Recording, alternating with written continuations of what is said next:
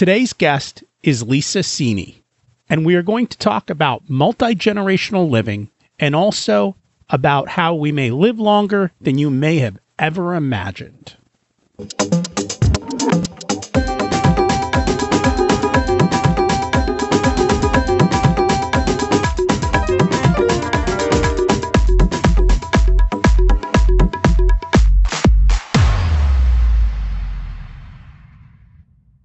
Welcome to Richer Soul, Life Beyond Money, the last baby step. Imagine it's 12 months from now, and you've achieved your major life goals. How does it feel to be in the best shape of your life? To wake up energized, excited about the day? What is it like to have great relationships and friends who support you and propel you forward? How does it feel to have an excess of money to be able to make the choices you want? To be fearless and open in trying new adventures. Imagine being connected to the universe and it providing everything you desire. It's possible over time, and your past does not dictate your future. The only thing holding you back from this vision is you. It's time to take control of our thoughts and use them to our advantage. I help people live the life of their dreams and bring balance to health, wealth, relationships, time, and spirituality. You can see how on richersoul.com by looking under the coaching call tab to hear actual coaching sessions. If you haven't listened to episodes 1 through 9, I encourage you to go back and listen to the framework behind Richer Soul and how to create the life of your dreams. It's simpler than you can imagine. You can also find all the show notes for this episode on the website. I've started to send out a monthly email, and you can also sign up while you're there. In the short monthly email, I'll share the best articles of the month, let you know about upcoming episodes, and share a little wisdom I learned this month. In my May email, I will talk about my recent attendance at Brendon Burchard's High Performance Academy. I'm currently going through his High Performance Master's program. He's a very high-energy guy, but not like Tony Robbins level. He focuses on creating frameworks that allow you to work at a very high level and control your mindset. He is one of the most watched and quoted and followed personal development trainers in history. The question that drives him is, at the end of our lives, we all ask, did I live? Did I love? Did I matter? Sign up if you want to learn more about that. I also share the most interesting articles I read every week on Facebook at facebook.com/Richer Soul. It's harder to keep wealth than it is to make it. Once you come up with a system to create wealth, you need a system to keep it. If you'd like a second opinion on your financial plans or worried you're missing something, check out the SWOT analysis, strengths, weaknesses, opportunities, and threats at richersoul.com/SWOT. Thank you to all of you who support the show. We have listeners in 34 countries around the world. I'd love to hear from you. I've been having a lot more conversations lately about life after money. For those of you who achieve financial freedom, the question then comes about, what do I want from life? For every person, the answer is different, and you need to figure it out for yourself and what you're going to do next. Our next episode is going to be of interest because our guest focuses on helping boomers start a business. And after listening to today's show, you may want to change your thoughts on what retirement looks like. Today's guest, Lisa Cini, is an award-winning, internationally recognized senior living designer with more than 25 years of experience.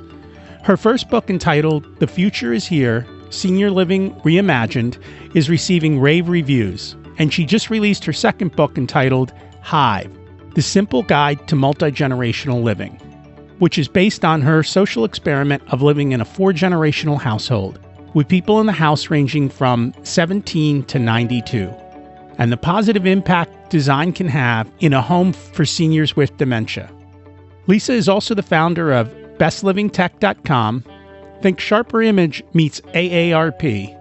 She searches the world for the best products to embrace living as we age. Her design company, Mosaic Design Studio, is the nation's leading provider of design services for senior living. Let's meet Lisa. Welcome to Richer Soul, Lisa. It's great to have you join us today. Thank you so much for having me. Always a pleasure. We like to start at the beginning. What was it like when you were growing up, and how much did your family and school teach you about money? Well, I grew up in Canton, Ohio, in a blue-collar family. My dad had started out sweeping floors and then worked his way up into management. But for us, we were always paycheck to paycheck. We didn't live a hard life. We got to go on vacations and those types of things, but they were vacations where, you load 5 kids into the panel station wagon and then you drive across country. It wasn't staying at the beach or the Ritz or anything like that, but they were wonderful, great vacations. We always had food on the table and were able to have friends over and had a nice split-level house in a middle-class neighborhood.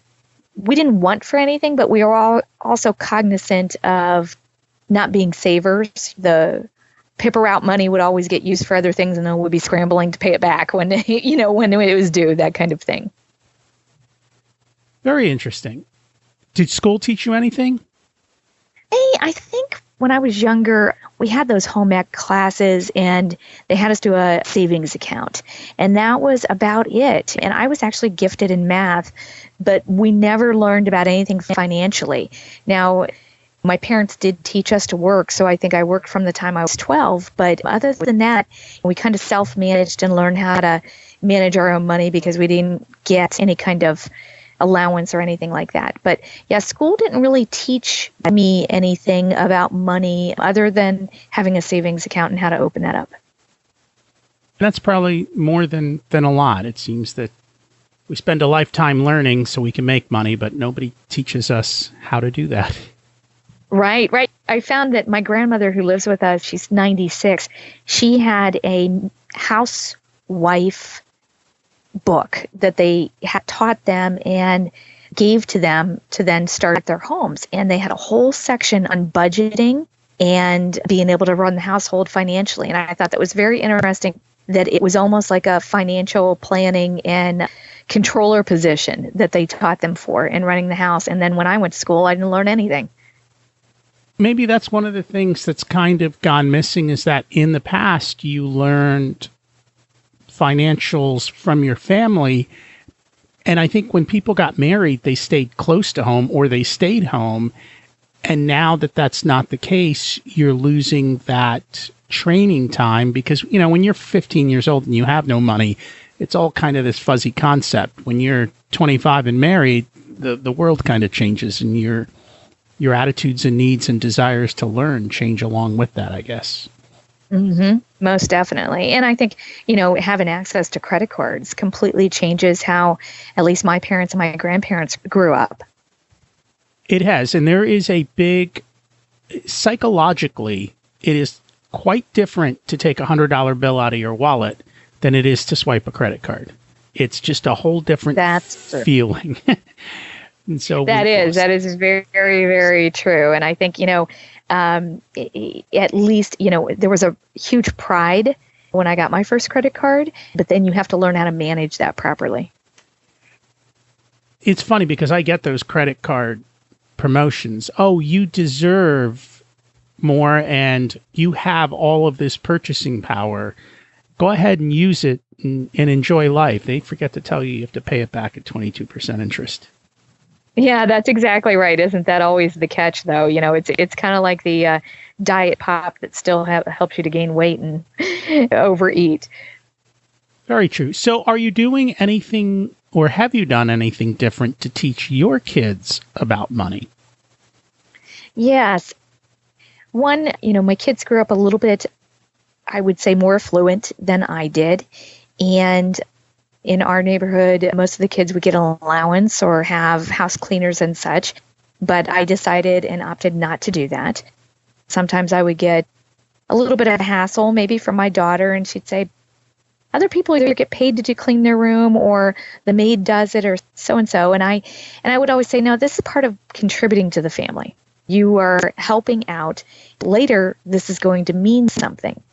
We would also go to garage sales quite a bit. Garage sales and tag sales and things. I would give them a set amount of money each Saturday, and it was a fun thing. But once they were done with that money, they were done with that money. So every choice they were making, I would say, okay, but if we go to the next one and there's something better, you're not going to have any money and you're not going to be able to get a loan. So they started to become very wise on, did they really want it? Did they want to spend it? Was it worth the risk? Could they put off their pleasure, their immediate pleasure, to possibly get something better down the road? How old were they when you were doing this?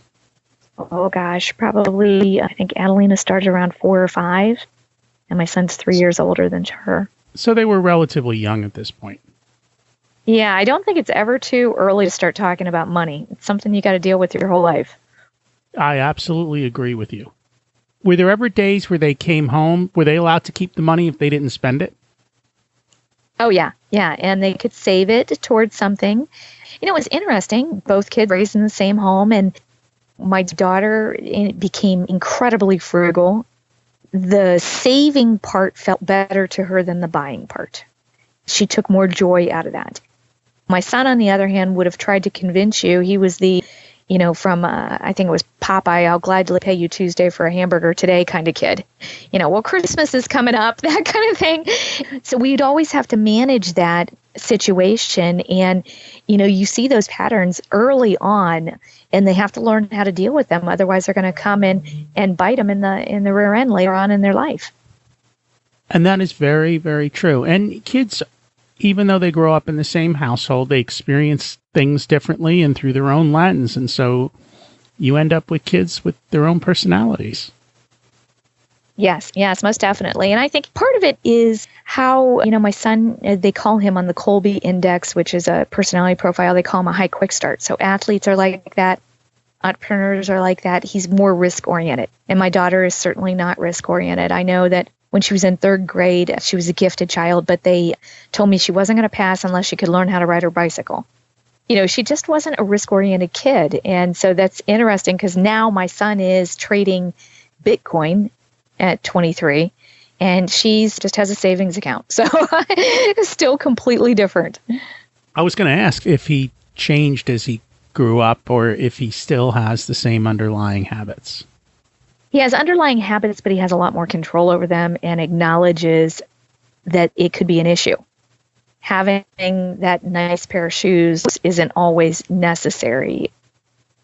She has also had to come a little bit to the other side of, she goes to school in Rome studying archaeology, and she had to loosen up a little bit. I said, Adelina, you're in this wonderful country. You can go out and spend $5 and have a coffee on a Friday night kind of thing and enjoy yourself, or you're not going to get the full experience. That's what it is. We may have certain underlying traits, and as long as we understand what they are, then we can work to kind of overcome them to a certain sense and work our way to find a place of enjoyment and balance throughout. Oh, most definitely. And I think part of it is, like you were talking about, living together and being open and having some accountability. When you financially don't share any of your numbers or things with a spouse or parents or family members, sometimes you can be your own worst enemy instead of having people to hold you accountable where you need to be held accountable. And that's why a financial planner, I think, is so critical. And I agree with you. The struggle I've had with financial planners is that you have to find one who will actually have those kind of conversations versus trying to sell you products. Oh, most definitely. Yeah. I mean, I don't actually buy any product from my financial planner. I just pay for the consulting and services. And that's perfect because then how he's getting paid, and he's probably a fiduciary, meaning that he's out for your best interest instead of his own. And so that's a good relationship. Exactly. Yeah, it would be like my doctor selling chemo. I don't want that, I want my doctor to give me an unbiased opinion of what the best course of action is. And that does even happen in that industry as well. True. So you grew up, or I should say your kids and your family live multi-generationally, and we actually do as well. Oh, fantastic. My mother-in-law lives with us. She moved in a long time ago, and literally, I think within a couple months of her moving in, my wife became pregnant, and we had built-in babysitting and help and all those wonderful things. Wow. I do understand the benefits of that. And I stayed at home. After college, I moved back home. And I think I stayed at home till I was about 27 and I moved out because of work to a different area. And because of that, I think it worked out well because my dad at that point was single. My mom had died when I was young. And so he's living alone in the house anyway. And why pay a fortune for rent when I'm literally working 80 hours a week? I'm never home. So it didn't really matter to me. Right. And I was able to save up a ton of money and also to be able to help him maintain the house and do things. And it kind of benefits everybody in the family. It does. A lot of folks are just going back to how we used to be and forgotten about that. So how did we used to be and how does the rest of the world live? Because the rest of the world lives different than we do here in the U.S. Yeah, the rest of the world, well, I'm a senior living designer. I've been a healthcare and senior living designer for over 27 years. I've had my own firm for 20, and we work all over the world. Primarily in America, and then a little bit in North America, do you find senior living? And you don't find it that relevant or in that great of quantity in other communities. And part of it is because senior living, whether you're in Italy or you're in China or Japan, and that is somewhat looked down on, that your family can't take care of you or doesn't want to. It's not encouraged. What you end up seeing is that it's more skilled nursing when the family isn't around or the person is just sick. And there's a difference between kind of aging in place senior living and sick care. There's a big difference there. But in the United States, when we moved from the front porch to the backyard and everyone started to become more suburban, away from their families, and you could, drive and move to a location where there were new jobs and you were no longer next to your mom and your dad in your community, folks started to grow apart. Air conditioning helped with that a little bit because you no longer sat on your front porch, and then you threw up the fences with the backyard and became more disconnected, and you no longer checked on your neighbors and depended on them for anything from getting your mail to borrowing milk to making sure that Mrs. Smith was okay. So I think when we started doing that, it became easier and easier to move away. And what you saw was a large amount of seniors that retirement used to be the last couple of years of your life, and then they might have 10 to 20 years, and they were moving down to Florida or the Sunshine States, out to California and Arizona and such, and disconnecting from their kids and not helping raise them. You had this large group of folks that was playing golf and living in these 55 and older communities and having a great time. Then when they got to the point where they could no longer live in those communities and needed to go into skilled nursing and that, their families weren't around. So when the economy shifted and people started needing to move in together and college started to become more expensive, I think the stats are right now that 59% of baby boomers support their children ages 18 to 39. For me, that's just staggering. So they financially support their children and they're adults. That is staggering. So the best way to do that, is a lot of people just move in just like you did with your father, where, hey, you know what? I'm going to help out. House might be a little bit harder for you to take care of. I can help financially, but I can also save money and pay off my student loans or whatnot. There's a huge amount of people that are now living together in a multi-generational household, more than 2 generations. Our family had 4. So my grandma's 96 and has dementia and lives with us, as do my parents. They don't have dementia, but they live with us. I know in our household, it also brings a certain amount of peace. It kind of also changes the way you behave because now you always have people around to deal with. Mm-hmm. It also makes it easier because like when the cable goes out and I call the cable company, they're like, can we come tomorrow at 2? I'm like, yeah, someo's home. Someone's always home. Yeah, so exactly. It's just like, it takes a lot of that stress away. I know for us, it made it a lot easier when the kids were really young. Now that the kids are older, we're kind of shifting to a different thing where we're more apt to have to take care of the parent than the parent kind of taking care of the kids. So we're kind of in payback stage.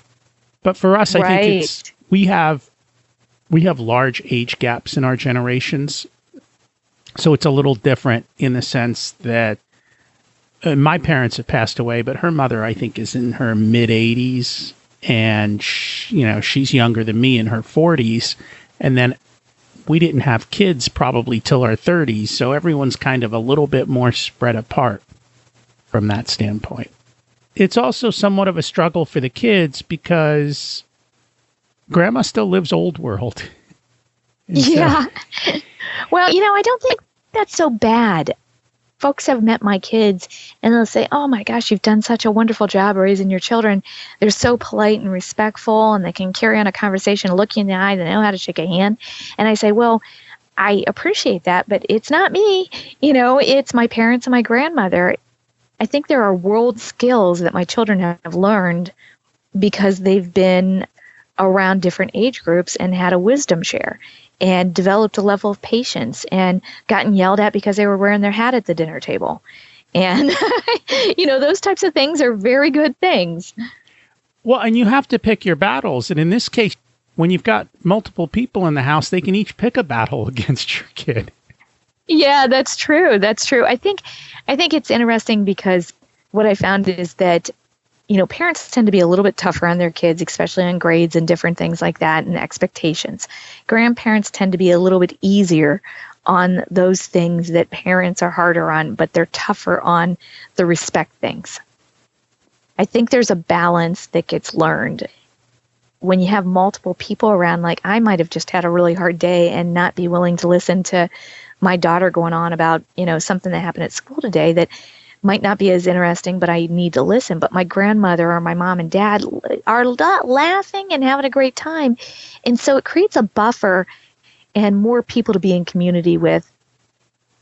What other benefits have you learned and seen from multi-generational families? Besides my kids really knowing how to interact with all generations, and I often say that they could meet the President of the United States and they would be able to handle the situation well because of being around my mother and my father and their grandmother, their great-grandmother. There is a ease, as you were talking about, where if we go on vacation or we're traveling and we don't have to figure out who's going to watch the house or how the dogs are going to get fed, or we also have chickens and bees too, even though we live in the city. Or, if my mom or dad has surgery, who's going to take care of them? I mean, we're there. They know that they can rely on us too. Those types of things are a huge benefit, just to be able to not have to get up and kind of go someplace and constantly check in or check out of things. My grandma, who's 96, as I mentioned before, and has dementia, she does all the laundry. She doesn't wash or dry, but she folds everything perfectly, and that's wonderful, just to be able to have that kind of thing, and it helps give her something that she feels like she's contributing to the family, and she definitely is. My husband loves it. He says he's got 3 wives. So now, are all the family members your side of the family? They are. I'm the oldest daughter, which is typically the person that has the responsibility for the parents. I don't know why, but it just is an American culture. If they're close by, the oldest daughter typically takes the responsibility on. Okay. And so I guess in Indian culture, it's usually the boy who has to take care of the parents. That's correct. That's so correct. I guess it varies culture-wise. Do you ever see where both sets of parents kind of come together? I have seen that before. I don't see it as much living together, but I certainly see it in vacations where kids will take the parents on vacation, and on both sides, one of the spouses have died, and so they'll kind of partner up and they'll come to the, Christmas parties together and Thanksgiving and all the different functions and lean on each other because they're the same age group typically. That's not always easy. I think people need to probably realize that the beginning of this whole thing is to picking the right partner in life because you're marrying their family. That's exactly right. My mother had I think it was back surgery, and we had a big trip going to Istanbul, and I asked my father if he wanted to go, and he said yes, and my husband's mom said she would like to go, and so they both went on the trip with us. Greg's stepfather stayed home, and my mother stayed home, and we ended up taking them with us on the trip. So, very cool. there is another added benefit to that. You get to get on the airplane first. And you get to go in the first in the line sometimes at the amusement park if you play it right. Yeah, you do. You do. Yeah, that's true. That's true. My son would say, though, you have to take, when he takes his great grandmother to the beauty salon, it's normally like an hour and a half beauty salon visit, but it ends up being a 4-hour day by the time you get her out of the house, into the car, out of the car, into the salon, have to meet everybody, learn all about them, and do the whole thing getting home. So I think it just depends. But, it's also wonderful to be doted on and to have people talk about you that you don't even know and tell them how wonderful you are. So I think he enjoys it quite a bit. Additional benefits. And that's, I think today everyone is running around so much, and that's the way life used to be, a bit slower and a bit calmer. And you get to see, you still get to experience that in the midst of all our hustle and bustle. Well, there's a lot of living together. I've heard so many stories that I don't think I ever would have heard before had we not been living together. I found out my grandmother, she's 96, and all I thought of her was this wonderful housewife that was kind of the perfect wife. And here I found out she was the lead in the musical. She played basketball in high school. She played the violin. I would have never have guessed that first of all, they even had, basketball for females back when she was in school, and that she would have done all that stuff. When we got chickens, it was my husband's and my daughter's idea. I found out these stories of how my Italian grandmother had 800 chickens at one time, and funny stories about, going to pick them up and thinking, that they were buying cooked chickens and they were live chickens, and getting them in the car and the whole mess and that kind of stuff. You learn so many really neat things when you're spending time together and not trying to rush it into an hour or 2-hour visit. Very, very true. And I've got to believe that there are also problems with this. What are some of the biggest issues that come up in this multi-generational family? One we had to settle on was whose kitchen was it? And I gave that up easily, but I realized that you couldn't have, at one point, 4 women, my daughter, me, my mom, and my grandmother, running the kitchen. Somebody had to have the kitchen, how it was set up, where the silverware was, where the pots and pans went, and all that kind of thing, because everybody has a different idea about how that's supposed to happen. Can't have too many cooks in the kitchen, as they say. That was an issue. One thing I think I really screwed up on and have learned from and write about in my book, Hive, is that I did not understand storage and the differences between what was private and not private, how to organize it properly, how to get to it easily for 4 generations. Hindsight is 2020. I would have color-coded everybody's in a different tub. I would have done clear tubs with different colored lids, and each person got their own color so that they could easily see it and find it. And we've spent more time rearranging storage and trying to figure out where it goes and how it goes and what it is and whose Christmas decorations are whose. That really all could have been alleviated. And I was going to say, at some point, though, it's almost like, why not just get rid of it all? We're going through that struggle now in our house where we have so much stuff. I think we probably still have a couple unopened wedding presents, and we've been married for 20-something years. And then the world changed. I mean, if you think about your parents and your grandparents' generation, it was china and silverware and all of those kinds of things. And all of that is essentially worthless today. I'm of the thing of just get rid of everything. My wife wants to hang on to half of this stuff. Well, you're a guy. Yes. So that's perfectly normal, but that is not normal for a female. A female, especially for anyone that lived their heyday in the 50s or 40s or 30s, or 60s, which is my grandmother and my mother, how they decorated their houses at holidays showed what kind of mother and wife they were. These things were bought with love and care, and they meant a lot. As kids, they meant a lot to us. Now, me, it's not such a big deal. But for my mother, she's got placemats for every single holiday that there is. She's got decorations for every single holiday there is.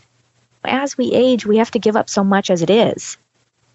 to give up those things that bring you great joy, I think, are unnecessary pains. And we did have to limit, how many Christmas trees we were going to have up. But I was cleaning out the basement this past weekend. I saw a box that said art supplies, and I thought, well, I'll get into that. That's something I haven't gotten into.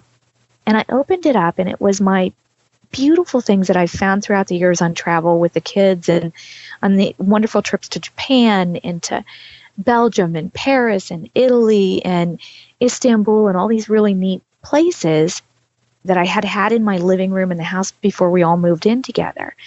And they meant a lot to me. And I had forgotten how much joy just looking at those little knickknacks brought me. I was kind of sad. I was like, these are the things for me that cue my memory into all the fun things that we've done together. So I ended up putting a lot of them out in an area, a little library. I fit them in and out of my books because I have an obsession with books. But I was a little sad that I didn't have them out. So I think it depends on the person.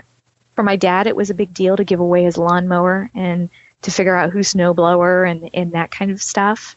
Everybody did have to give something up. Let's be clear. You can't move 4 people's things into one house unless you have, kind of Richie Rich, you're a Vanderbilt or something like that. We've all made our sacrifices, but you still have to keep some of your own personality and things that make you happy. Absolutely. I think for me, it's just more because I built up a lot of this stuff, and then it just became everything becomes a burden. And so it's more getting rid of the burden of having to deal with all of this stuff and having to go through the hassles of it. And that's kind of helped me to just go, I'm out, like take it all. But I think, everyone's at a different place with that. And, I may change again 10 years from now. You never know. Sure. I know that when my mother-in-law and them moved and kind of downsized, we were not living close at all. And they said, hey, if you can't get up here, we're going to basically have, put everything up for auction. We were in college and couldn't come up. And we're really sad that we didn't get to have an opportunity to have some of those things, that we could have had a historical in the family as a legacy.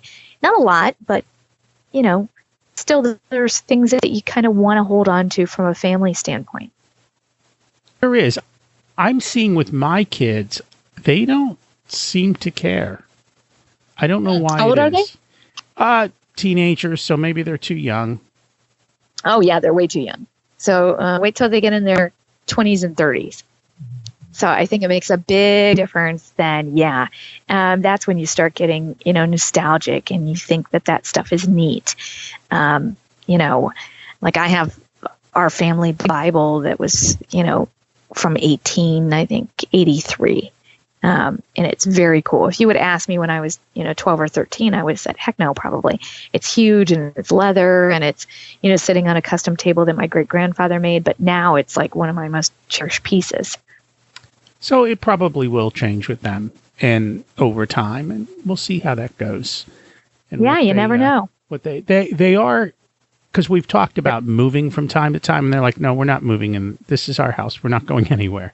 So that they at least have the control. But once they leave, if they, once they get out of college and if they go far away, we're going to have to reevaluate that and make those kinds of decisions. Exactly. Just give them the option. And then the other thing is we've thought about updating design of the house. In the back of my mind is always, let's put it in an elevator. Because that just kind of helps. But along those same lines, and I don't know if you heard of this study, they actually took a bunch of elderly people, and I don't know exactly how old they were, maybe in their 80s or so. They put them into a living space that was the same as they would have lived in when they were in their 50s. And they surrounded them with only things that would have existed when they were in their 50s. So the newspaper was from that time frame. The furnishings and the TV and all the TV shows were from that time frame. They made them do their own things. Like they made them take their own laundry baskets up the steps and do the things. They said, if you can't carry the basket, go one shirt at a time until you get all your clothes up to your room. And they found within a short period of time, these people started reverting back. Literally, they gave up walkers. Their ability to do things increased. They started to become younger again. Now, they didn't go back to where they were at 50. Right. But they considerably got better at that. I think there's a whole mindset to aging where if we think we're old, we become old, versus if we think we're young, we stay young. I don't know if you've had any experience with that. I have, actually. I was in-house at a large senior living home provider that was publicly traded. It was private pay. Their methodology was if you came in a walker, within 2 weeks, they'd have you on a cane. If you came in a wheelchair, within 2 weeks, they'd have you in a walker. They felt that a lot of it was muscle memory and muscle degradation and fear, quite honestly. Fear of falling and being by themselves. And then what would happen? They would do that, and they actively encourage people to go on stairs. And then as an interior designer, there's some studies out there that show that people don't fall because of stairs. They fall because of being over-medicated, sleepy, blood pressure, not enough light, clutter on the floor, magazines and cords and such. But stairs weren't really the reason why people were falling. So when my parents moved into the house and my grandmother, we put them upstairs. They weren't real happy about it at the very beginning, and they counted the stairs a bunch of times. They swore my stairs were higher than their stairs in their house. Once they got in here, because we have 6 knee surgeries, replacements, 5 back surgeries, 1 shoulder, and then you have dementia. They really thought that I was going to cause them harm, and grandma has to go up 5 stairs. And I said, no, moving your legs pumps the blood throughout your body. And the first thing a therapist is going to do is have you on the stairs. And it also pumps the lymph. And I will tell you that it's been 3.5 years, and my parents are in 200% better shape than they were when they were living on their own and not going up and down stairs. They had started, kind of sleeping downstairs and things like that. And my grandmother is in very good shape at 96. She moves slow, but she moves, and she goes up and down those steps and has no issue. And all the recent studies, Dr. Amen just produced a great book called Memory Rescue. It's about getting blood flow to your brain and doing exercise and doing exactly what you're talking about in that study is stop thinking something's hard for you and stop doing it. Just do it a little bit easier. Do, 1 shirt at a time, carrying it up the steps, like you said, versus not doing anything and just saying, oh, I can't do this anymore. It's kind of the American way is people have this fear-risk mentality instead of, well, let me just change it. I did a study in Italy for a whole summer watching seniors. They walk on cobblestones and up and down steps and get their groceries every single day because that's what they can carry, and it's fresh, and it's better for them, and they're in much better shape than we are. We were in Italy this summer. We went to Positano, which is on the side of a mountain. And literally, you would see elderly, and it was more so, I think I saw the elderly women. These steps are not like steps in America. These steps are like very narrow, very high. Yes. Nothing's on one level. You're going up and down steps. They all did it because I think they're just used to it. It's the way you live life. It is. I think the same is true probably, if you continue to do that. So now I'm second guessing the elevator because it's like if my mother-in-law doesn't go up and down the steps, she's going to degrade even more. And we saw that with some recent issues. That's exactly right. And unfortunately, that's exactly right. It was the physical therapist who was scaring her. We got rid of him. I'm like, You're not going there anymore. Oh, she's going to fall. She needs double canes and this. I'm like, no, she doesn't. She needs to walk. Right. And that's exactly right. Yeah, I think orthotics are very good. I think having the right glasses help out a lot. I think bifocals, the way they do bifocals now is not like the best. That can help cause people to have issues seeing. But you can do a couple of design things. You can have your handrail be a contrast color. That helps out a lot and helps someone see what they're grabbing towards. You can have the first step and the last step be a different color. Then all the other steps. And that way, when you're coming to the landing and you're getting ready to go down the steps and when you're getting to the bottom. So those little kind of visual cues can help out greatly to make people feel safe and continue to have you, have exercise to keep your body moving. And so along those same lines, we have seen a dramatical technology change in the last few years. And I guess it's a question of, if people aren't keeping up at a younger age, you're going to lose out even more at an older age. Can you talk about how technology is helping the elderly today? Most definitely. So you hit my button because as you know, I'm passionate about technology. I've written a book called The Future is Here, Senior Living Reimagined, and how technology will change the face of senior living in the next 5 years. And then Hive, The Simple Guide to Multi-Generational Living, is about how we use design and technology to make it so that we can all live together at our highest quality of life. So part of it is connection. Simple things like, my mother is 80. She gets on Facebook and on her iPad, and she connects with all her friends. She can watch what her grandkids are doing, nieces and nephews, talk to cousins that are all over the world, see what's going on in the news. And when you stay connected, you stay lively and engaged in life. And it makes you want to do more and stay in a better mental state. It has a lot to do with how healthy you are when you're more connected.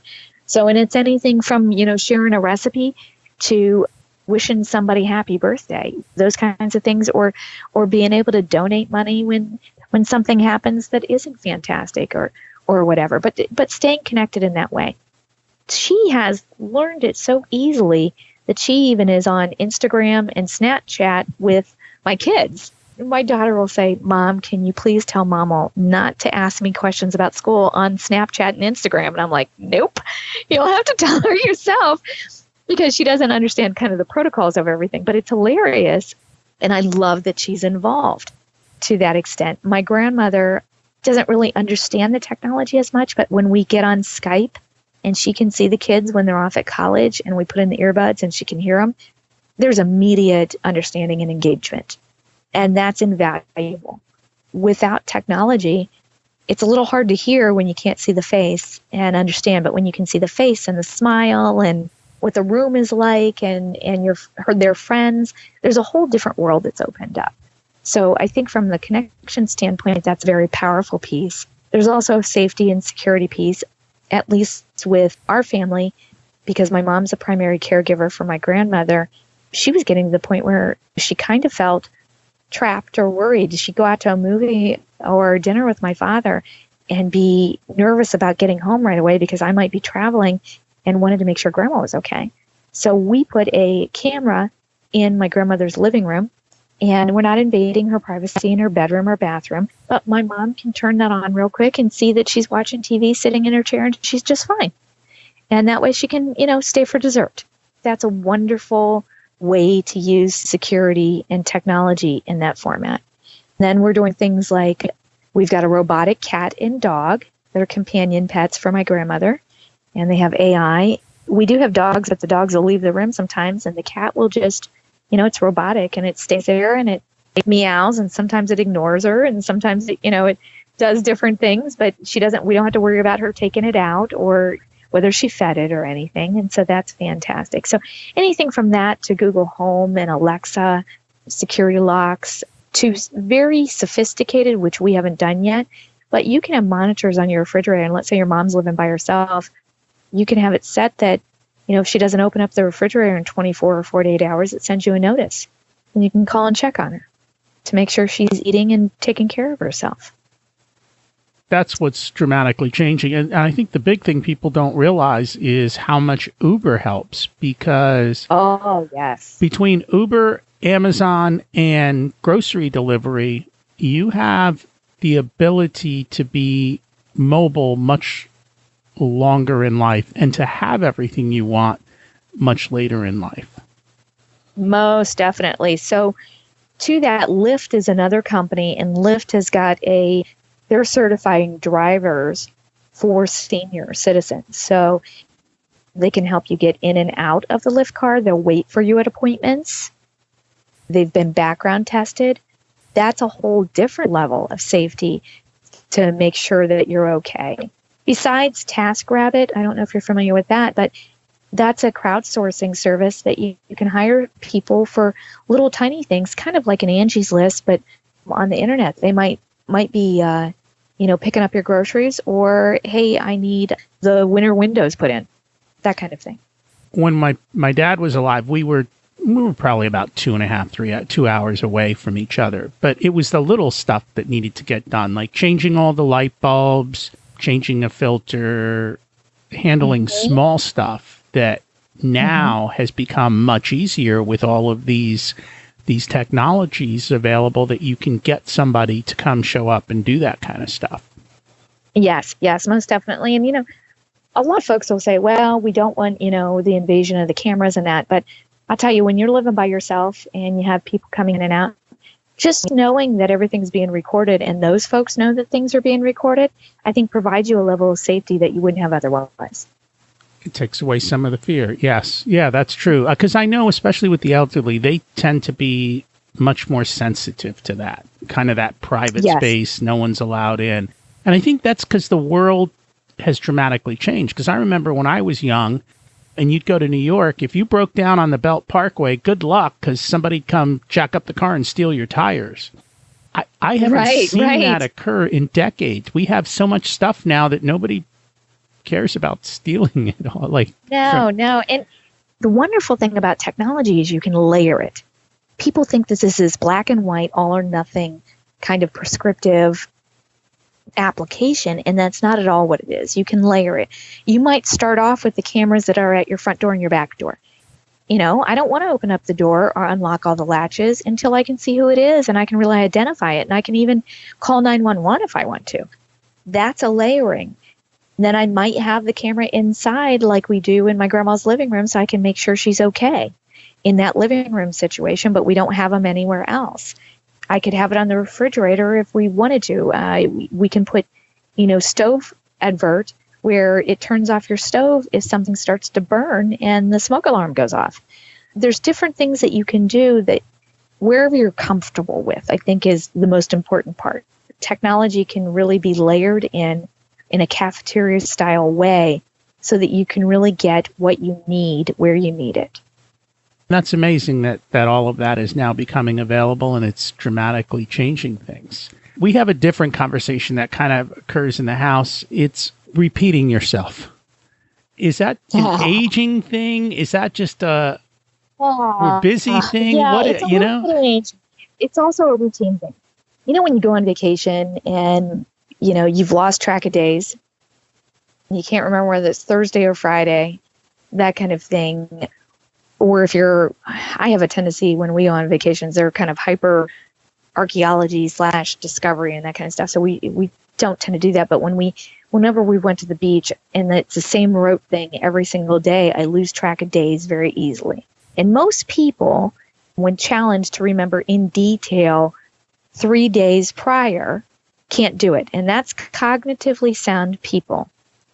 Now, you take a little bit of dementia, throw in it, you take no routine and you throw in there.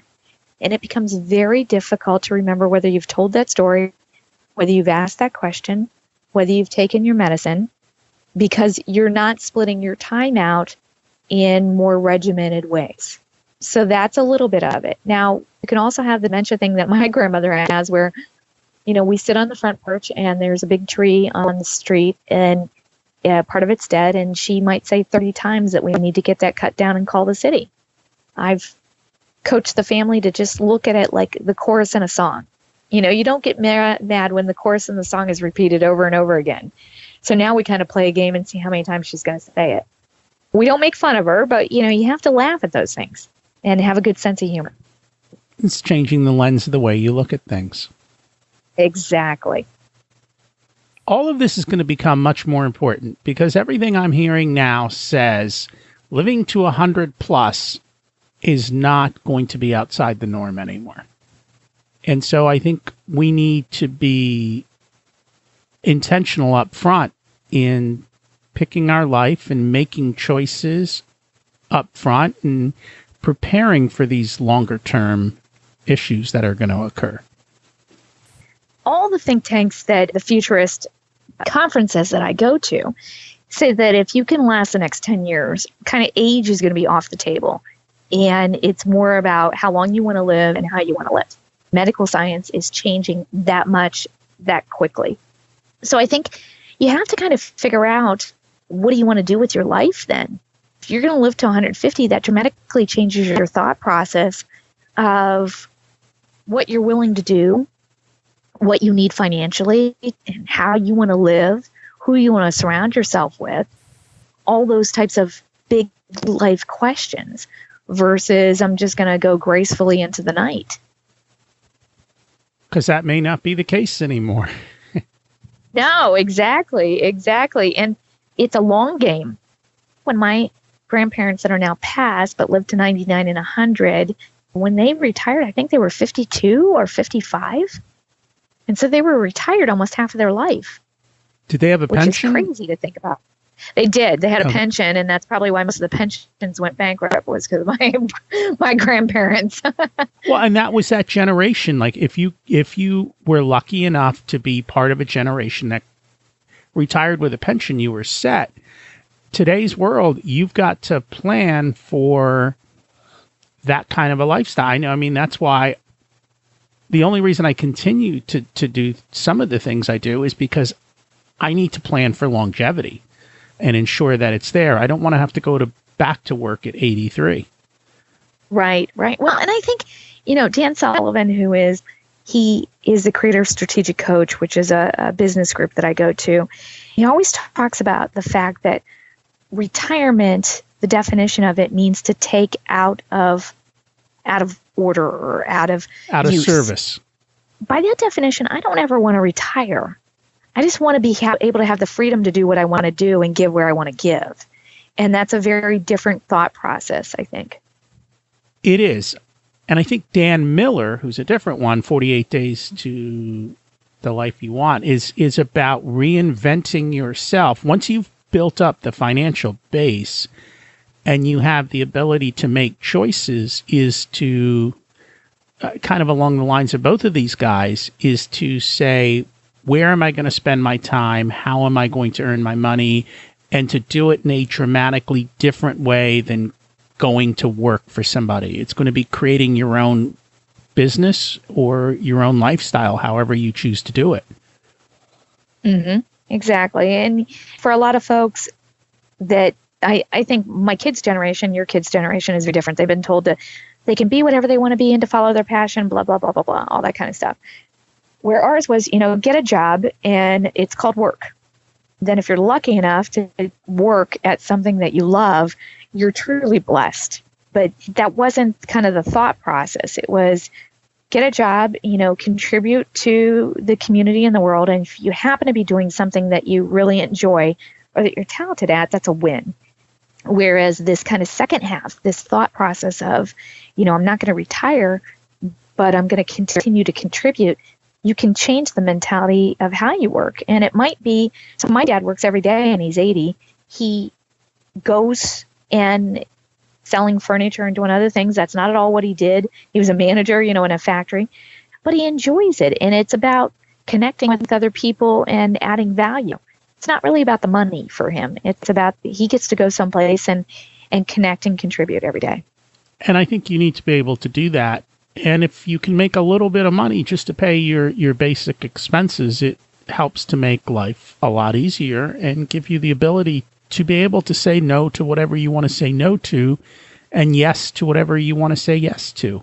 And exactly. And also to travel the world, because yes, if you've got the freedom and the time to travel the world, the cost of travel is pretty cheap if you go off season and you're willing to be flexible like that. So you get to create a pretty amazing life. You just have to be able to take those steps to start building it and make sure that it happens. That's part of what I'm trying to teach. More and more people are starting to talk about that more and more today. I'm seeing an abundance of voices come up. And I know for my kids, they're like, yeah, we're not going to go work in a corporate job. For my daughter, she's going to kind of go build her way. My son's more of a STEM kid, so he will probably have to he doesn't have to go work in a corporate job. He can build his own way too if he chooses. I think they'll have to figure that out. So it's teaching the skill sets to be able to do that. I think that's true, and I think college is going to dramatically change. It's going to be about lifelong education versus spending $150,000 on a 4-year degree that you're earning $35,000 when you get out. Economically, it doesn't make sense. What I'm seeing and hearing from all these guys out there, the top thinkers, are that it's going to be about micro learning. It's going to be an inch wide and a mile deep kinds of things. There is that, and I know everyone's trying to niche down, which puts us further into silos, which creates an issue. Although you do need experts in every particular area, so you've got to find the balance there. But I think with the internet, it is so easy to learn, and there's so much free learning that if you're not continuously improving and reading books and doing things, then I think you're in trouble, because the world is going to change fast, and you've got a lot longer than you might imagine. If you're miserable now, it would suck to be miserable for another 50 years. It would. And, part of it is there's so much information that the people that can narrow down what's good information and bad information, they're going to be really singled out and do very well. Too many choices is not great. You've got to be able to still have somebody kind of give you the good housekeeping seal and say, this is worth your time and not worth your time. Or you can just spend all your time looking and never being able to make a decision. And that's true. They say if you're given too many, they even say that, if you go to Costco and they offer you 30 choices, nobody buys anything. If you go to Costco and they give you 3 choices, you're more apt to pick one of the 3 flavors, because it's easier to make the decision. And now with the abundance of information, it's not always easy to figure out who has the right information and who's giving you the best advice. So that is a difficult thing. Most definitely. Is there anything else from your 2 books that we haven't covered that we should talk about today? I'm getting ready to come out with my 3rd book very soon, and it's called Boom, The Baby Boomer's Guide to Leveraging Technology so that you can preserve your independent lifestyle and thrive. And what I'm finding is that just exactly what you're talking about, boomers there's 74.9 million boomers out there, and we want to, define our life as we want to do it. And with technology, we're going to be able to live where we want and how we want to, and still be connected to our doctors and our family, get the best deals on things. That's why I created Best Living Tech, was to be able to allow people to really understand what technology is out there that can help you live as independently as possible and the best life that you can live. Anything from biohacking vitamins from Dr. Amen and bulletproof coffee to a bidet toilet seat that makes you not have to wipe your mother-in-law's rear end. I mean, it's all there, but it's stuff that I've tried and tested. And what I found was that you couldn't, I had access to stuff that other people didn't. I'm on a personal mission to really help others to be able to live their best lives. I think that's going to come, kind of after 50. I'm just past that 50 mark. One of the biggest things I've been working on is literally physical activity. So beyond just weightlifting is movement, and being able to be more flexible than I've ever been, because I realize I've got a long time to go. And if I can just keep making little improvements today and get better and better, then I'm assuming at some point I'll decline. But at least if I have a high enough level, then the decline won't be so bad, and I'll still be pretty flexible and pretty movable and doing all of that kind of stuff. So looking forward is very... That's brilliant. You're doing the smartest thing that you can do. If you can, feed your body with the right nutrients and mind your gut health, then do that flexibility. So, I mean, I've got a buddy that trains the military snipers and the top athletes in the world. And he let me have one of his DVDs because it's on reconnecting your neuromap. And it's just a 20-minute little, not exercise routine, but just flexibility routine that reconnects how your nervous system goes together so that you can walk better and not have the potential to fall and have better balance. And when we have better balance, we feel better and we don't strain our muscles so much, and we're able to lift more and do more. When you feel more vibrant, everybody can tell, and you're a much happier person.